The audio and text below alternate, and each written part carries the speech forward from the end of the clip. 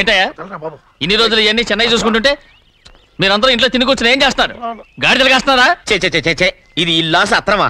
అబ్బా నువ్వు ఉండబోయా, నేను చెప్తున్నాను కదా. వంటింట్లో ఏమేం చేయాలో ఎంతెంత చేయాలో తెలియక అందరూ ఖాళీగా కూర్చున్నారు. 2 రోజుల నుంచి చెన్నై పళ్ళకు రావట్లేదంటగా. వెంటనే డ్రైవర్ని పంపించి చెన్నైని పిలిపించండి. 2 రోజులుగా నువ్వు ఎక్కడికి వెళ్ళావు?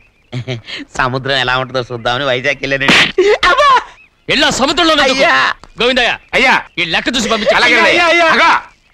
నీకు లెక్క చూసి కదా డబ్బులు ఇవ్వాలి. మరి ముందే అయ్యా అయ్యా అంటూ ముష్టోళ్ళగా చేయి చెప్తావిట్రా. నువ్వు ఎప్పుడు వచ్చావు, నీకు ఎంత ఇవ్వాలి చెప్పు. గుమ్మస్తా మీరా నేనండి. మీకు లెక్కలు తెలియకపోతే వెళ్ళి చెన్నై గారిని అడగండి. ఏంట్రా డబ్బా ఇస్తున్నావా? నన్ను ఉద్యోగం అనేది వెళ్ళిపోమన్నారు కదా. అంటే ఏడుస్తావిట్రా? ఎక్కడికి వెళ్ళాలో ఎలా బతకాలో తెలియక ఏడుస్తుంటా. సరే ఏడో ఒక. ఇప్పుడు మా ఇల్లు చూసుకోవడానికి ఎవరు లేరురా. నా కూతురు కూడా ఇక్కడే పని చేస్తుంది. మరి నువ్వు మా ఇల్లు జాగ్రత్తగా చూసుకుంటావా? అలాగేనండి. నేర్చున్నాడు. ఈ ఉద్యోగం పర్మనెంట్ కదండి? అది నీ నరకం మీద ఆధారపడి ఉంటుంది. అంతే కదా. తప్పకండి. ఎలా ఉంది? నరాలు తగినట్టు నడుస్తున్నా. బాలేదా? ఇంకోటి నడుస్తాను. ఎలా? నువ్వు పర్మనెంట్ గా టెంపరవరీయే.